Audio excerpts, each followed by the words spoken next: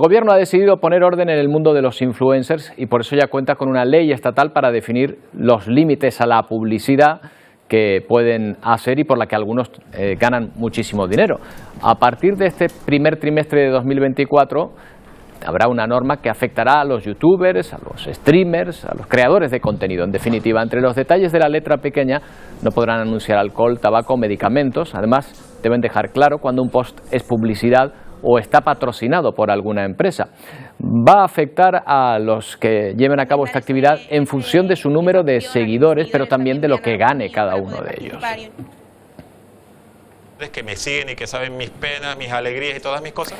Bueno, una normativa parecida se ha aprobado ya en Italia, otra en Francia, y desde la Asociación de Usuarios de la Comunicación se plantea que debería ser más restrictiva en nuestro país. Le vamos a preguntar a Alejandro Perales, que es presidente de esta asociación. ¿Qué tal, Alejandro? Buenos días.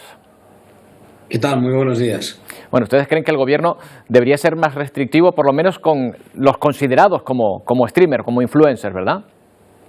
Sí, bueno, lo que ha ocurrido aquí es que se aprobó hace un par de años la Ley General de la Comunicación Audiovisual y por primera vez en esta ley se incluían las plataformas, no solo las televisiones ni las plataformas OTT, sino también las plataformas de Internet y, consecuentemente, aquellos que generan contenidos, aquellos usuarios que generan contenidos y los suben a esas plataformas.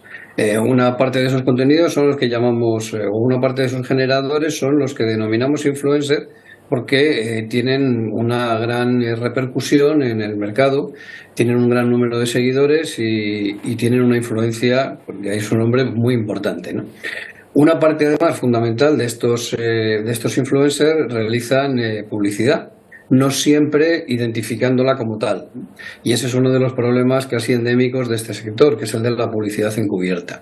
Además de eso, en el momento en el que difunden contenidos deberían ser considerados pues prestadores de un servicio de comunicación audiovisual y por lo tanto someter sus contenidos a la normativa, igual que hacen las televisiones, igual que hacen las radios e igual que hacen otros medios, ¿no? Este es un poco el contexto.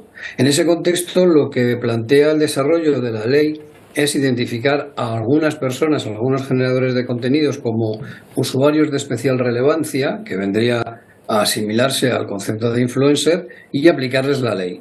Y los que quedaran fuera de ese concepto de usuario de especial relevancia realmente quedarían fuera de cualquier regulación desde el punto de vista audiovisual. Ahí es donde está la duda. ¿Cuál tiene que ser el límite? El límite que parece ser, porque todavía estamos hablando de borradores del Real Decreto que se ha planteado, es un mínimo de 500 o 500.000 o 300.000 euros de ingresos.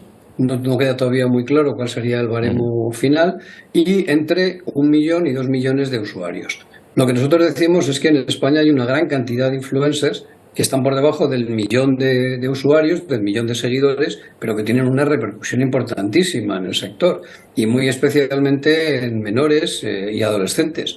Gente que tiene pues 300.000, 400.000, 500.000 seguidores, que hace una gran cantidad de publicidad y que según este borrador de Real Decreto quedaría fuera de la norma. Ese es el principal problema. ¿Usted cree que las personas, los destinatarios de estos contenidos y de esta publicidad en ocasiones, están desprotegidos respecto a estos creadores de contenido, por ejemplo, respecto al que se desarrolla en otros medios audiovisuales, en las televisiones, por ejemplo?